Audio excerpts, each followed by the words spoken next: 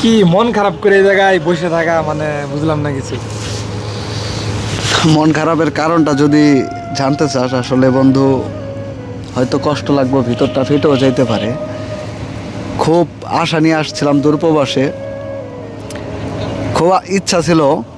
আর আমি যতটুকু জানতাম যে এই প্রবাস জীবনে আমার আসার উদ্দেশ্য ছিল মাতামের যে মাল সাবান আনার জন্য মাইক্রো গাড়ি দিয়ে সেই মাল সাবান আনবো।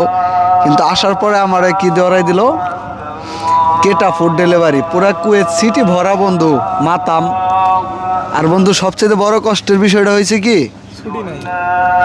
মাসে যদি একটা দিন ছুটি থাকতো, মানুষ যতদূর আমরা জানি যে শুক্রবার গরিবের হজের দিন, কিন্তু আমাদের বিষয়টা হচ্ছে কি, আমাদের শুক্রবারের ডিউটিটা আরো বেশি হয়। মানে ছুটির তো কোনো অপশনই নাই। আমরা হয়তো জেলে আছি, মানে এর চাইতে হয়তো জেলের কয়েদিরা অনেক ভালো আছে আমাদের চাইতে।